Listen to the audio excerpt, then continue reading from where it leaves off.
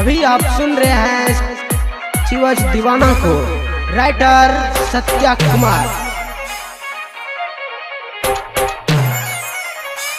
बुच्ची के पढ़ जाए सिमराही में ये बात करे छी, छोड़ी के पढ़ जाए सिमराही में ये बात करे छी। सोचे छी जब पटना करे वहाँ घटना ये गालात करे छी, ये गालात करे छी। बुच्ची के पढ़ जाए सिमराही में ये बात करे छी। बुच्ची के पढ़ जाए सिमराही में ये बात करे छी। ये केन पास करे छी।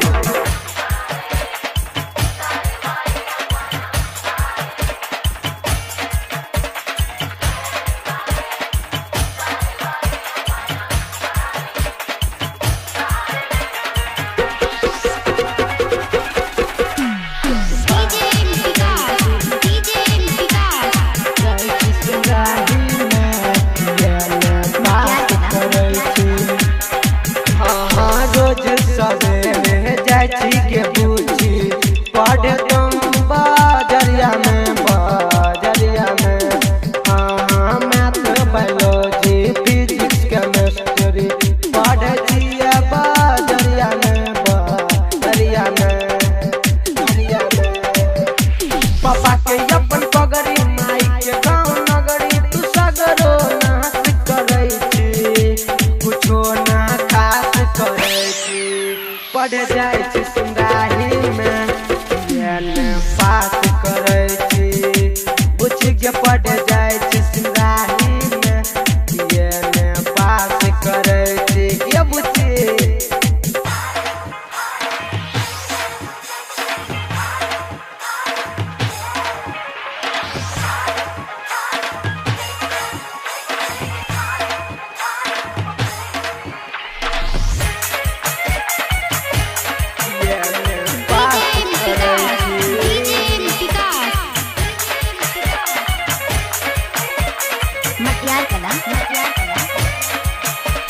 राइटर सत्या कुमार रमाकांत साला गल जोया टाका गे, टाका गे।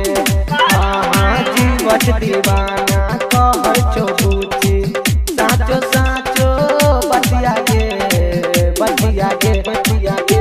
मास्टरबो के नाम करे छी बदनाम, ये गालात करे छी, ये गालात करे छी। बुच्ची के पढ़ जाए सिमराही में ये बात करे छी। बुच्ची के पढ़ जाए सिमराही में ये बात करे छी।